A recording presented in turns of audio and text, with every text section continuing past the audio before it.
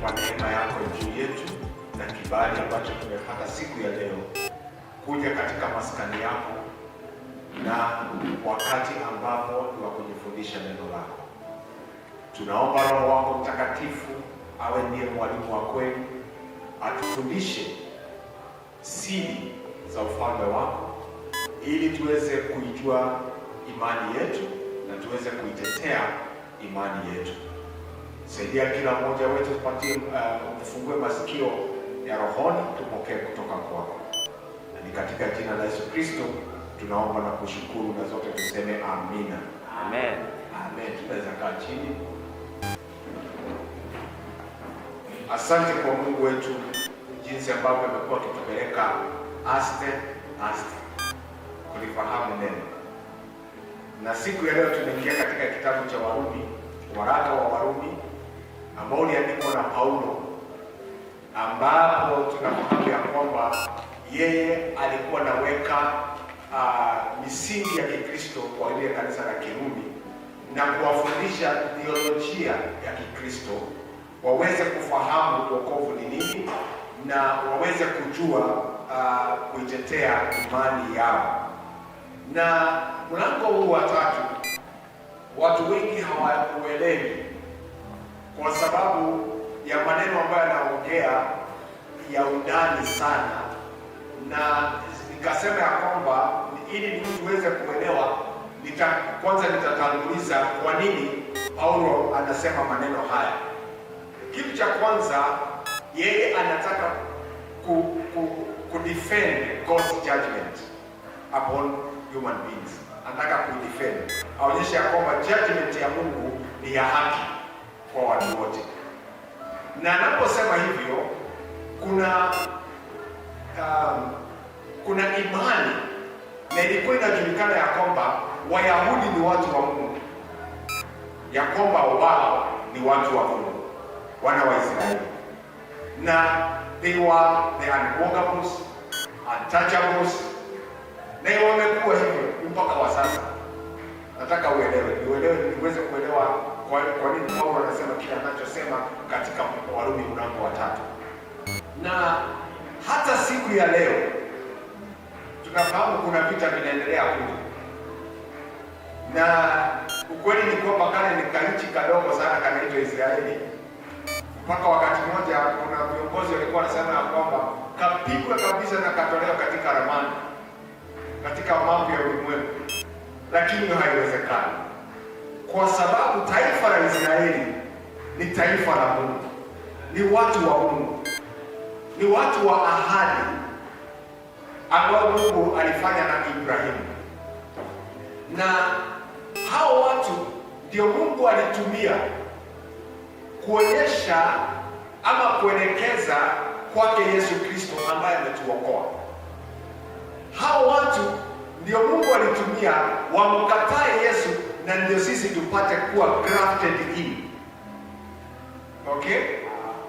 Na Myahudi hata siku ya leo kuna wale ambao wameamini kama vile wewe na mimi tumeamini ya kwamba Yesu Kristo ndiye Mwokozi na wanaokoka, lakini kuna wengine wameshikilia Uyahudi mpaka saa hizi ya kwamba wanasema Yesu bado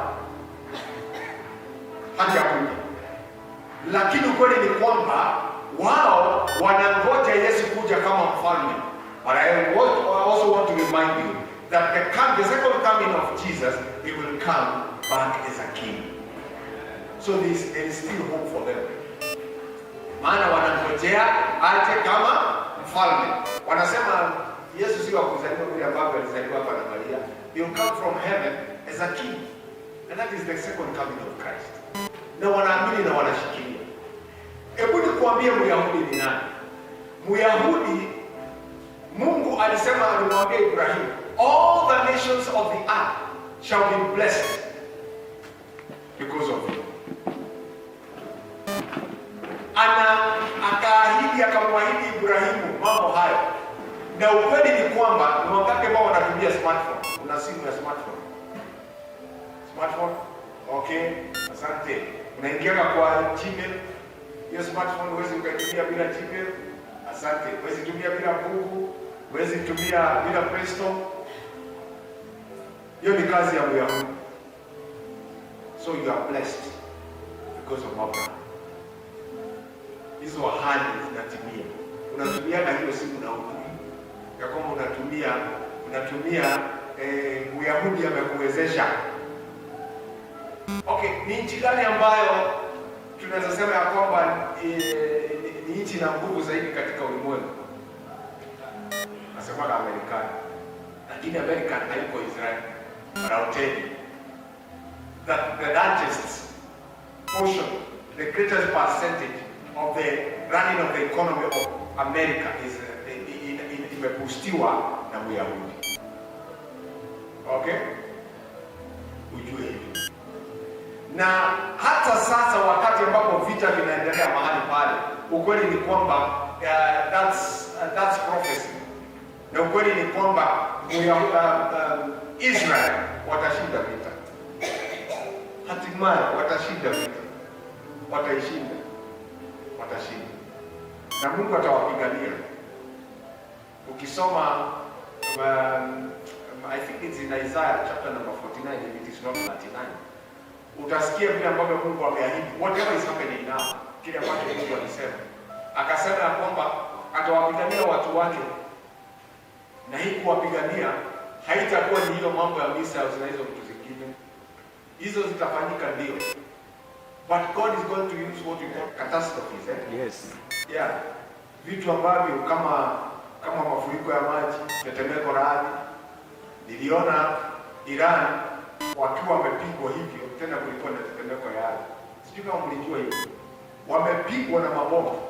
Alafu sasa, kwani tetemeko ya ardhi ni Amerika inaileta? Hapana, ni Mungu mwenyewe. Wamepigwa, kumebomiwa, alafu unasikia kunakuwa na tetemeko ya ardhi. Watu wanasema, hizo missiles zina nguvu mpaka zimepigwa mpaka zinafanya nchi tetemeke. Hapana, sio missiles, ni Mungu mwenyewe. Bwana Yesu apewe sifa. Naongea kuhusu Myahudi ndio uweze kuelewa Paulo anasema namna gani hapa. Sasa tuingie katika Romans chapter number 1. Chapter number 3 verse 1. Ambapo anasema, what advantage then has the Jew? Or what is the profit of circumcision? Anauliza hivyo kwa sababu huyu Myahudi ambaye alikuwa amewekewa sheria akiwa mtu wa Mungu bado alishindwa na sheria na akatenda dhambi. Alishindwa na hiyo sheria, kutimiza hiyo sheria na akatenda dhambi. Anauliza basi iko faida gani ya Myahudi? Na iko faida gani ya kutahiriwa? Kwa sababu wao wanafanya dhambi kama wanadamu wale wengine ambao si Wayahudi. Na hii anauliza, anaendelea mstari wa pili kusema, much in every way, chiefly because to them were committed the oracles of God. Mungu alikuwa amewapatia chochote ambacho walikuwa wangehitaji kufanyika watu wa Mungu, siri za ufalme wa Mungu, wakapewa upendo wote na Mungu, lakini bado dhambi ilikuwa inapatikana kwao. Hakuna hata mmoja angeweza kutimiza ile sheria. That is the natural Israel. Na sisi kama kanisa, we are the spiritual Israel. Hello. We are the spiritual Israel. And that's why we can confidently say that no weapon formed against us can prosper. Amen. Vile ambavyo the natural Israel haingeweza kupigwa na mtu yeyote hata wale. No weapon can prosper because hapa sasa na Paulo anataka kuonyesha judgment ya Mungu ya kwamba iko juu ya watu wote, wawe Wayahudi ama sio Wayahudi. Judgment ya Mungu.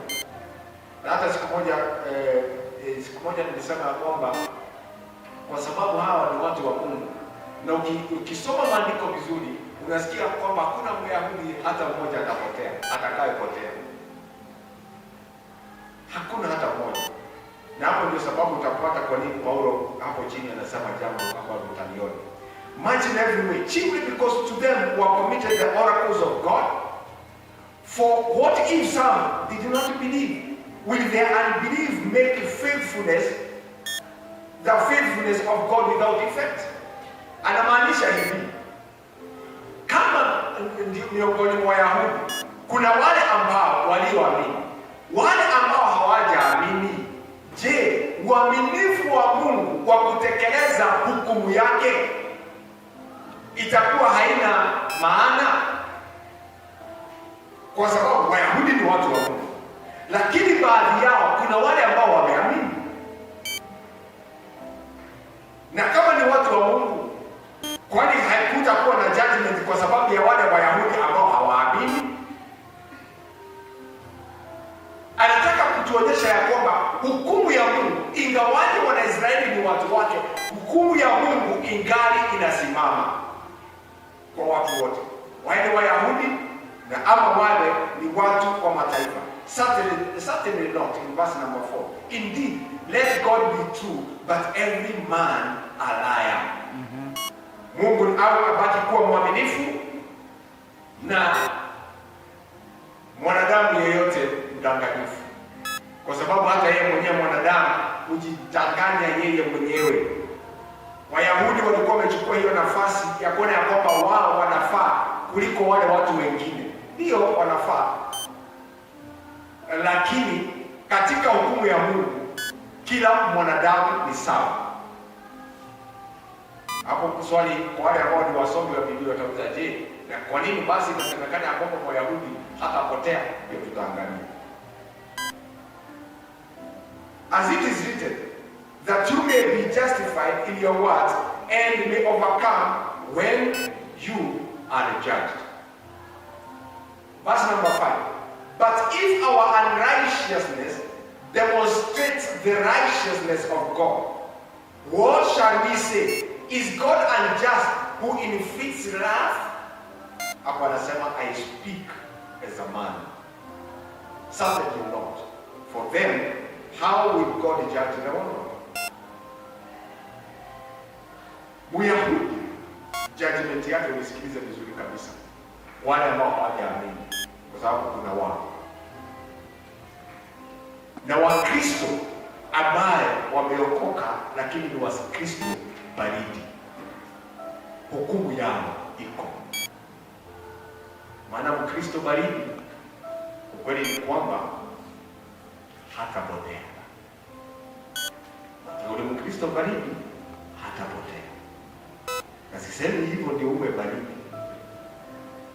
Wacha nikuelezee vizuri kabisa ndio uelewe. Maana huu ni mfupa. Hii ni mifupa sasa. Mkristo yule baridi na Myahudi yule ambaye hajaamini Yesu Kristo hawatapotea. Lakini hukumu iko. Wakati kanisa litanyakuliwa, wataachwa. Na wakiachwa, watajinunulia uzima, watagharimia uzima na machungu na dhiki kuu. Hapo ndio tunapataga ule msemo unasema, they shall be gnashing of teeth.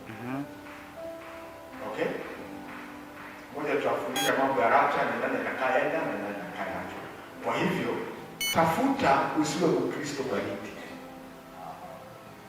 Fanya bidii, kwa sababu kutakuwa na machungu na dhiki kuu kama haijawahi tendeka tena tangu dunia kuumbwa. Yesu akasema, wakati huu wengi watatamani kufa na kifo hakitakuwa na uwezo. Imagine daktari, mtu anajinyonga lakini hafi. Na unajinyonga, unasikia uchungu wa kamba na hufi.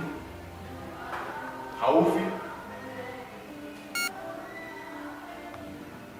Na hapa ndio Paulo anasema ya kwamba, but if, verse 5, if our unrighteousness demonstrates the righteousness of God, what shall we say? Is God unjust who inflicts wrath?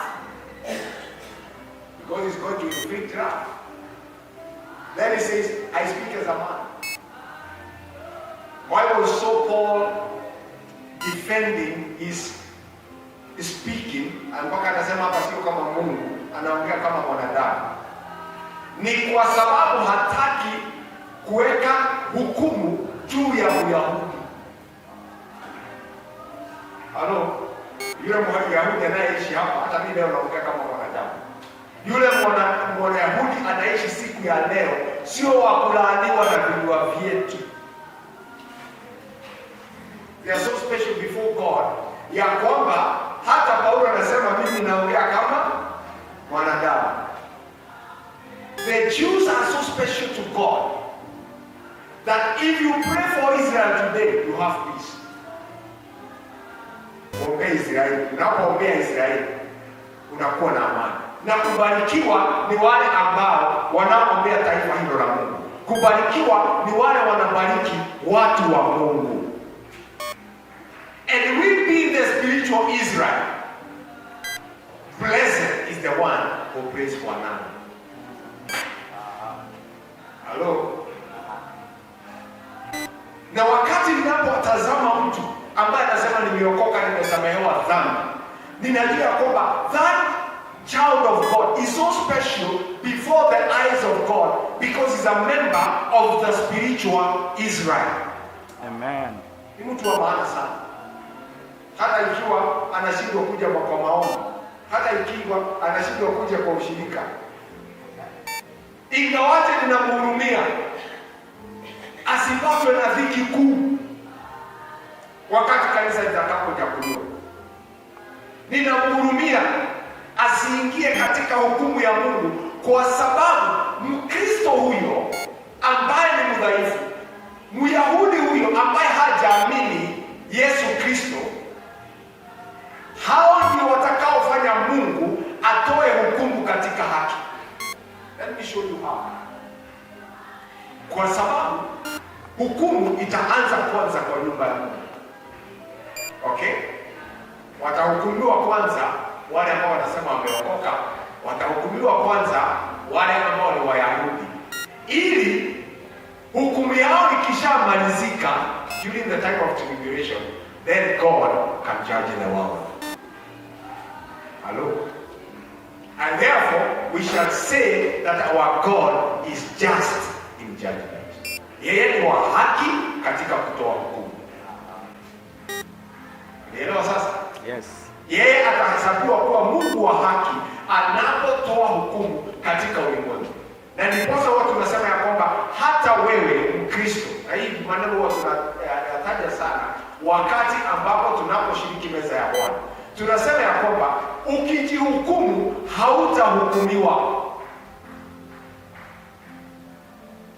Kwa sababu ni vizuri ujihukumu, ujione mwenye dhambi, uombe msamaha, ili ulimwengu utakapohukumiwa wewe hautakuwa ndani ya hukumu.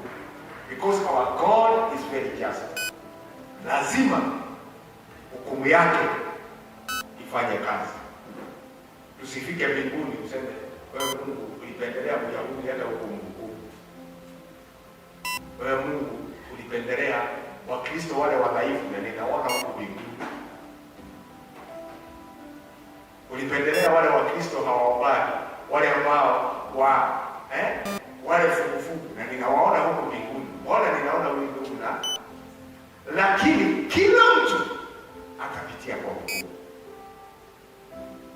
katika matendo yake.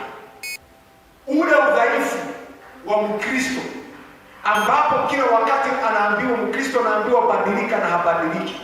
Ule udhaifu wa Myahudi kutoamini ya kwamba Yesu alikuja kwa ajili ya dhambi za ulimwengu, lazima Mungu atahukumu. Aliposa tunaangalia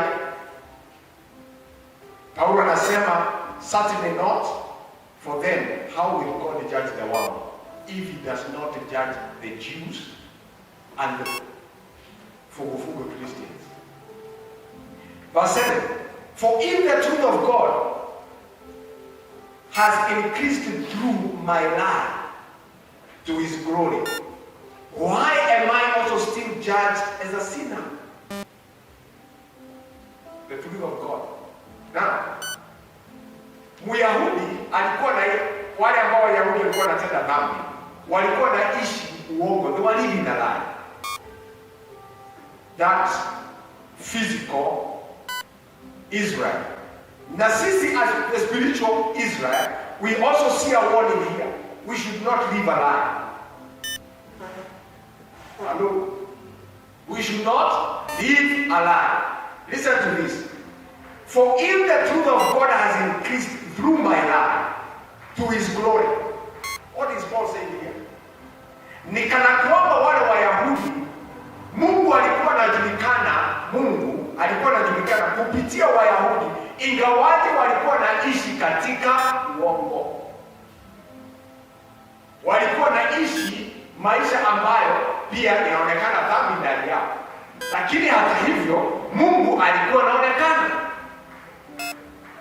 Hello? Itakuwa ni hatari kubwa mno if a Christian today can live a lie. Can live a lie. Sasa na wewe unasema kwamba do not judge a Christian na vile ambavyo unavyoona. Hadi kwa sababu unaniona nimevaa suti ya Philippines. Nasema huyu ni pastor kweli. Huyu is a mighty man of God. I could be living a lie. And God forbid. Unaona Mkristo amepewa Biblia kubwa kabisa. Kile Biblia kubwa.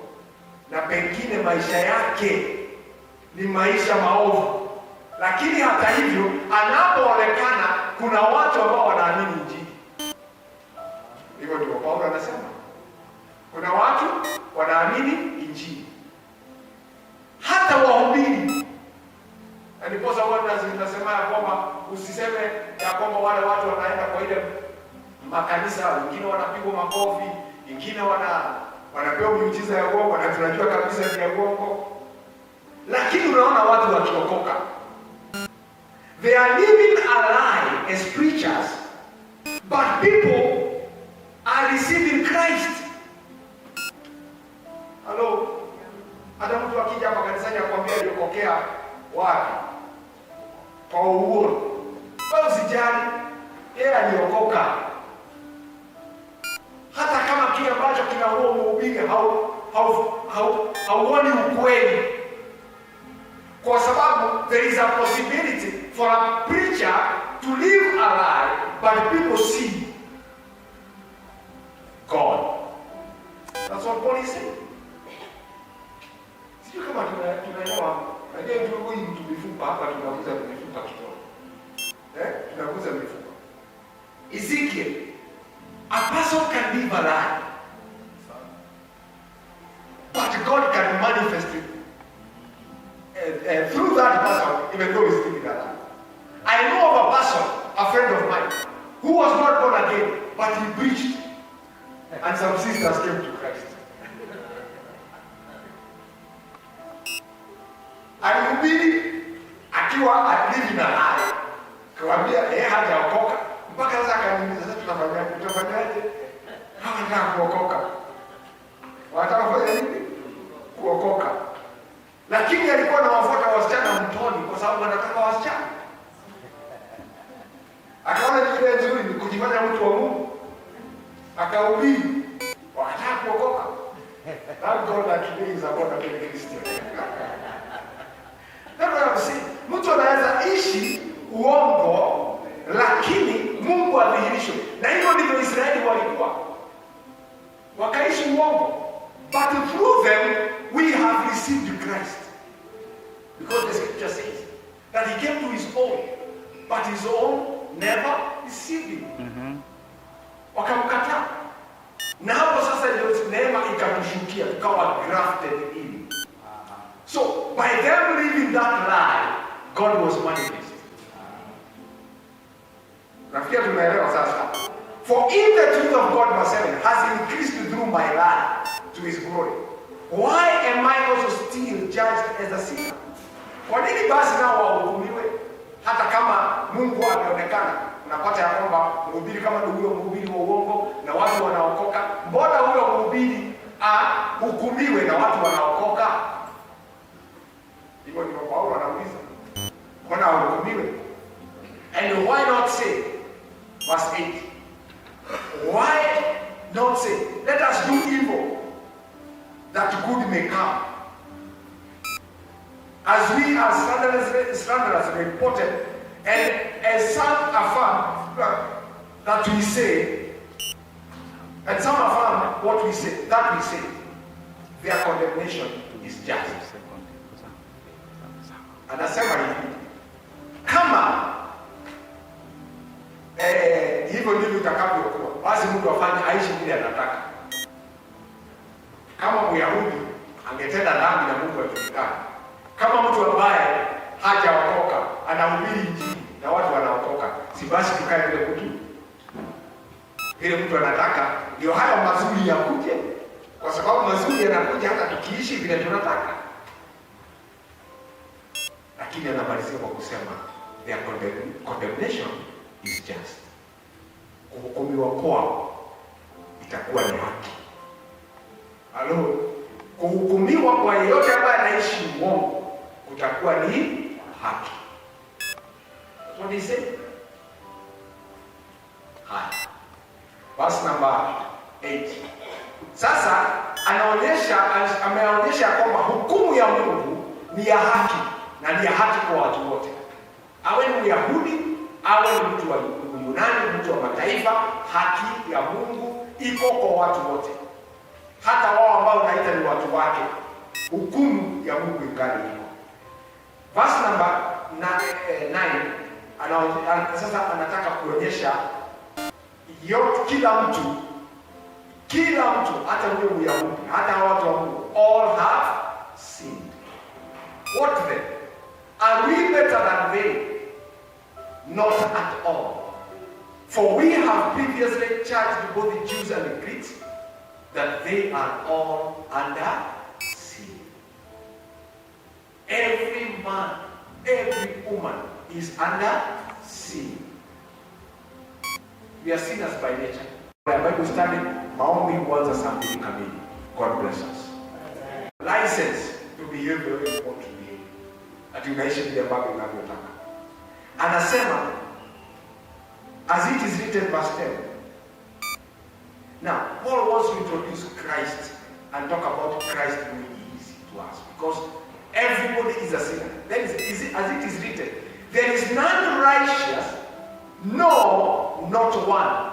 In verse 10, there is no one who is righteous. Now, he wants to introduce the righteousness of Christ, because now no one can be found righteous before God. Hata hao Wayahudi, hakuna hata mmoja, na inaongea pia kama mwanadamu, hata Myahudi, hakuna ambaye ni mtenda haki. Hakuna. Ndio sasa Paulo aongea kuhusu the righteousness of Christ. Now, we that are born again, we are not righteous, but the righteousness of Christ, when he came in, that is what we manifest. The righteousness of Christ. Hata mimi nimeokoka na nimejazwa na Roho Mtakatifu. Unasikia tu nimekuja, unasikia kukasirika, unasikia huyo mtu hawezi kuombea tena. Unasikia kama ile itaje na pepe kwa kwamba unasikia kama unaweza piga mtu kofi akija kiroho.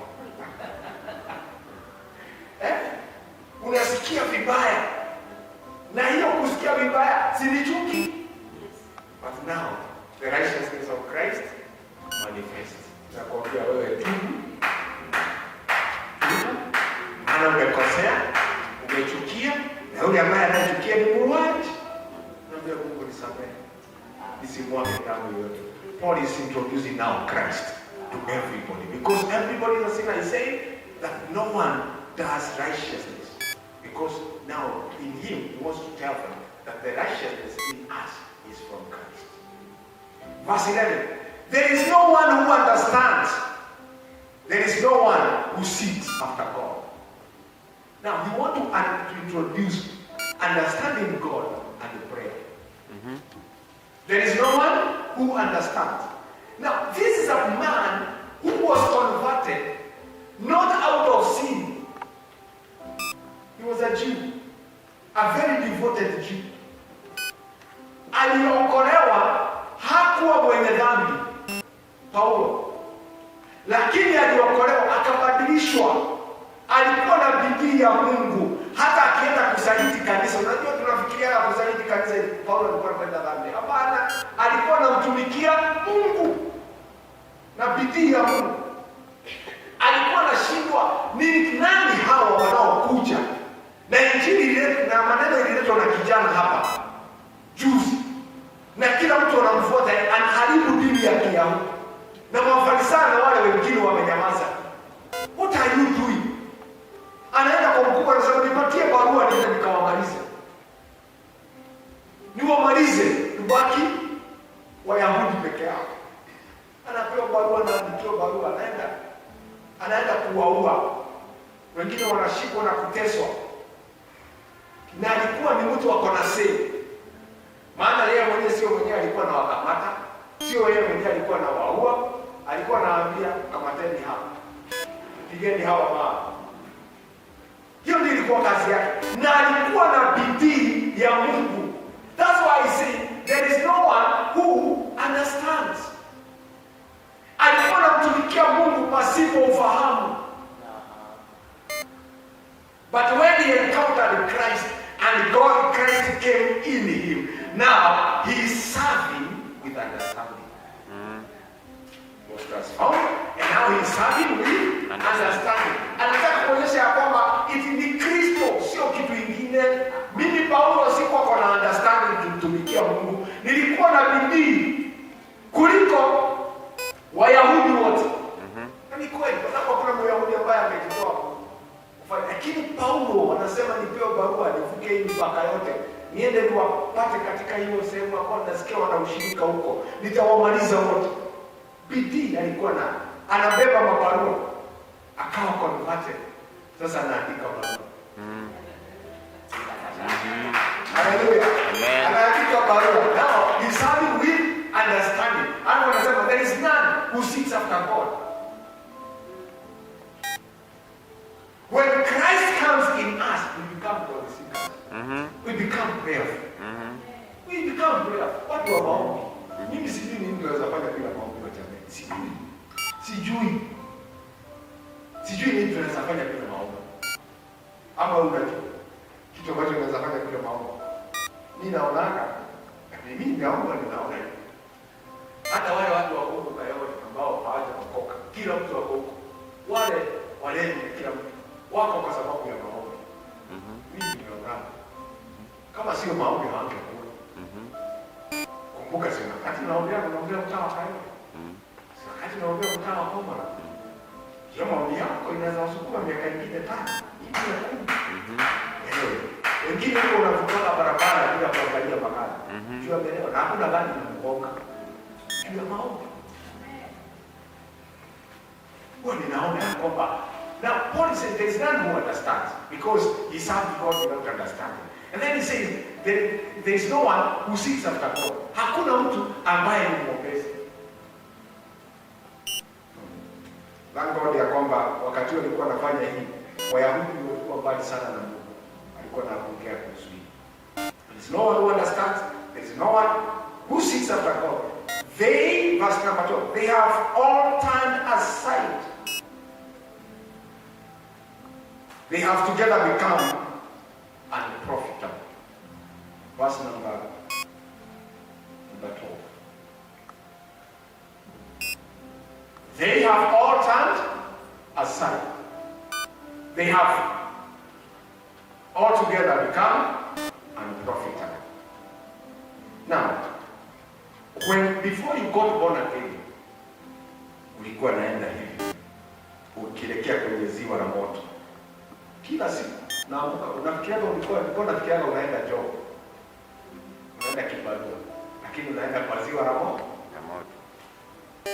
Kila siku naamka, tunaomba, unajiandaa. Kabla ya kuokoka ulikuwa unaenda kwa ziwa la moto. Kila siku ziwa la moto, kwa sababu haukufika, unakuja unalala tena. Asubuhi tena unaamka, unafikiria unaenda kibarua, utafutia watoto, lakini unatembea kwa ziwa la moto. Because you had turned aside. But when you got born again, that was a return. Sasa kaanza kwenda kwa uzima wa milele. Kila siku unapoamka unaenda kwa uzima wa milele. Sio tu unaenda. Hata sio kanisa unakuja, unaendelea kwenda kwa uzima wa milele. It's a walk of salvation towards eternal life. Na unapoenda katika uzima wa milele, wanasema they have all stand aside, sasa tumegeuka, they have all together become unprofitable. Before then you were unprofitable, but now you are a profitable servant. A profitable servant. A profitable servant. Kumbuka jana tukiambiwa kuhusu the unprofitable servant. But now unageuka unakuwa profitable. Kile ambacho Mungu amekuweka kinakuwa profitable. But it is about Christ in you. Christ in us. They have all stand aside. They have together become unprofitable. There is none who does good, not one. Verse 13. Their throat is an open tomb. With their tongues, they have practiced deceit. The poison of asps is under their lips. This is almost like a problem. Actually, it is. Their throat is an open tomb. It's an open grave. Yaani wao sio watu wa kupeana uhai. Maneno yanayotoka sio kupeana uzima. Lakini tulipookoka, now the opposite has happened. When we speak life. We speak life. Yes. We speak life. Because Christ is in us. And that's why ni muhimu sana unapoongea unaangalia unaongea nini. Hello. Najua hapa kuna watu wa Mshele. Wa jamii ya Mshele. Kwa sababu kabla tuokoke ilikuwa kama Mshele, lakini sasa ni maombi zaidi. Because we speak life. We build on truth. We are not deceivers. We do not practice deceit. Hatuna udanganyifu ndani yetu. Whose mouth is full of cursing and bitterness. Hivyo ndivyo tulivyokuwa. Sasa nataka uone ya kwamba we are talking about the physical Israel and the spiritual Israel, ambapo sasa Paulo anataka kuonyesha hivyo ndivyo ilikuwa na physical Israel. Na hivyo ndivyo ilivyokuwa kabla tuokoke. But now we are the church of Christ. We are the physical, we are the spiritual Israel, ambapo mambo hayo yanastahili kuwa kinyume sasa. That's the point. Whose mouth is full of cursing and bitterness. Kulaani. Huyo ni mtu mbaya sana.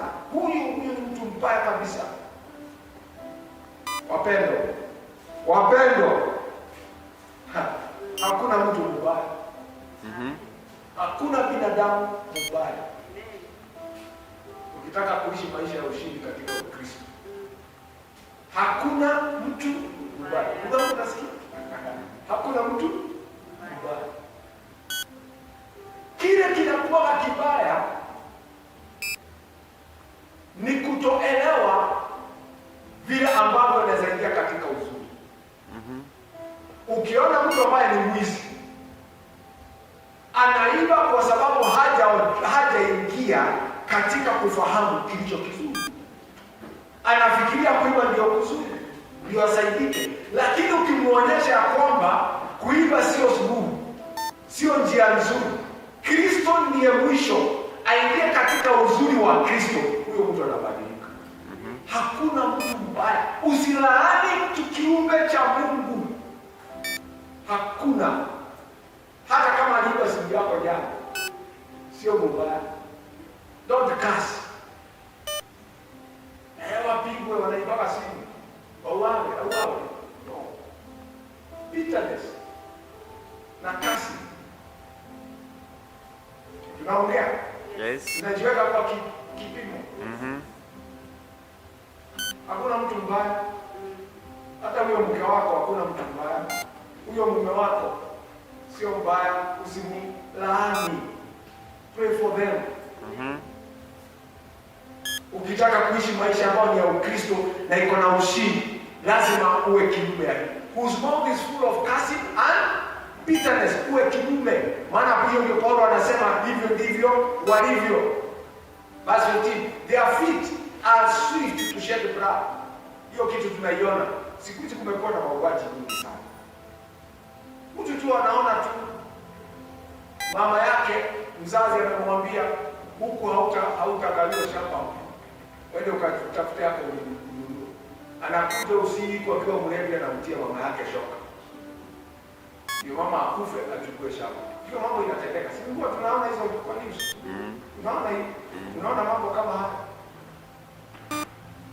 Niliona nyingine Uganda. Mtu amelipia wazazi wake insurance. Life insurance. Alafu anawaomba ndio apate pesa. Imagine.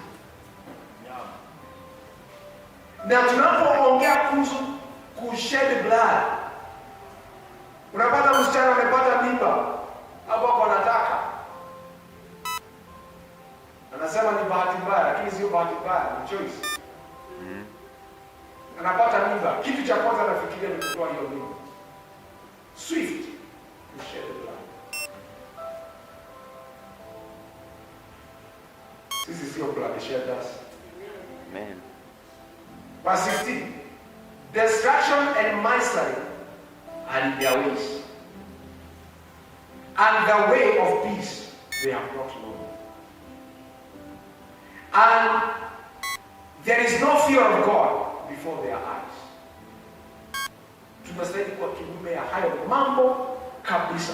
Verse 19 as we continue to finish. Now, we know that whatever the law says, it says to those who are under the law. Every law inapoongea kuhusu jambo lolote iko kwa huyo ambaye ako chini ya hiyo sheria. Wacha nitoe mfano. Na nafikia mfano wakati mwingine nilimtoa hapa. Kwa mfano, tukiweka sheria hapa kanisani, tuseme ya kwamba hakuna kukanyaga kwa hii carpet nyekundu kama hujapewa ruhusa na administrator. Na tuweke hiyo sheria kabisa. Na tuweke hiyo sheria. Unafikiria hiyo sheria imefunga Pastor Glory? Haijafunga. Kwa sababu yeye iko juu ya sheria. Hiyo sheria. Unafikiria inafunga Pastor Glory? Sababu ako juu ya sheria. Hafungwi na hiyo sheria. Lakini yule ambaye ako chini ya administrator amefungwa na hiyo sheria. Na hapo ndio Paulo anasema kwamba yeyote ambaye ako chini ya sheria amefungwa na hiyo sheria. Na Christ came to liberate us from the law of sin. Sheria ya dhambi. He gave us the freedom. But again, hiyo tutakuja kuangalia baadaye tunapoendelea. We are bound by the law of Christ. The law of freedom iko. Kwa sababu tutakuja kanisani, we have been commanded to assemble together. Ni sababu tunaenda fellowship. Ni sababu tunashiriki meza ya Bwana. Ni sababu tunaomba. Ni sababu tunasoma neno. Kwa sababu tumefungwa na sheria ya Kristo. So whosoever is under the law. Now, we know that whatever the law says, it says to those who are under the law, those who are under, that every mouth may be stopped and all the world may become guilty before God. Now, anaongea kuhusu ile sheria. Ingawaje sasa mimi nimeguza ndio tuweze kuelewa. Lakini anaongea kuhusu sheria ambao walikuwa wamewekewa. Wasidhania kwamba wako freedom, wako na uhuru ati kwa sababu wao wako chini ya hiyo sheria na wanatawaliwa na hiyo sheria. Lakini anaonyesha ya kwamba kila mtu atakuwa guilty and all the world may become guilty before God because the world is governed by law. Hata uende wapi, you are governed by law. Hata kama ni huyo Myahudi, they are governed by the law. Hata kama umewekwa huru katika sheria moja, unafungwa na sheria nyingine iliyokuweka huru, hiyo ndio inakufunga. Ile sheria ilikuweka huru, hiyo ndio inakufunga katika ulimwengu wa kiroho. Therefore, verse 20, by the deeds of the law, no flesh will be justified in his sight. By the deeds of the law, no flesh shall be justified in his sight. Matendo ya sheria. Hata zile sheria tunaziwekea za government, they cannot judge us before God. Zile sheria tunaziwekea. Hata wale ambao wanaofuata sheria na kanuni hizo, nasema kwamba we have to observe the seventh day, we have to observe the names of Jehovah. Hatutamuita bila anaitwa na wale watu wengine wanajiwekea sheria. Nobody will be justified by that. The justified is Jesus Christ. The justified is Jesus Christ in us. For by the law there is the knowledge of sin. That law makes us understand that there is sin, and man must be governed by something that is greater than the law. That is the point of Paul. Ya kwamba mambo hayo yote tuwekee mwanadamu sheria gani atatenda dhambi. Kwa sababu hiyo sheria kazi yake inakuonyesha kwamba kuna nguvu, kuna uwezo, ama inakuonyesha kwamba kunaye dhambi, kunaye kuasi. Kwa sababu mwanadamu ni wa kuasi. So anytime we read the law, hata hiyo ile ambayo tumeweka in the old ordinances, ama ni sheria ya kanisa, inatuonyesha kwamba mwanadamu ni muasi. That is the point. Hata sheria zile ambazo zitatugavana kama serikali, unaambiwa kufanya hili makosa, hii sheria zinawekwa, na sababu tuna maloya na hata mawakili, majaji, kwa sababu sheria inatuonyesha kwamba mwanadamu ni muasi. That is the point. And the only thing that can make a person perfect is not the law, but something else that is powerful more than the law. That is Christ. Praise the Lord. Kwa hivyo ni vizuri wapendwa tujihesabu kama like the spiritual Israel, that we go the opposite ya mambo ambayo Paulo anasema ya kwamba mwenye dhambi huyatenda. Sisi tukiwa wa Kristo, watu wa kiroho, kanisa la Kristo, Israeli ya kiroho, tujue ya kwamba ni Kristo ndani yetu adhihirike. We have become profitable in the kingdom of God. We have become a people that manifest the glory of God. Sheria na kanuni ambazo zilikuwa zimewekwa, mwanadamu hawezi akamtukuza Mungu katika hizo. Mwanadamu ana uwezo tu wa kumtukuza Mungu ikiwa Kristo ataingia ndani yake na kutawala maisha yake. Let's stand on our feet as we wind up.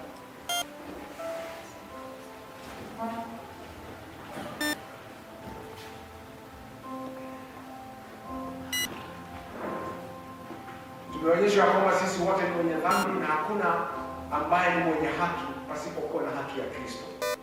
Ni haki ya Kristo ambayo itakayotawala maisha yetu. Ni haki ya Kristo ambayo tutakayoidhihirisha katika ulimwengu huu. Ni haki ya Kristo ambayo itakayo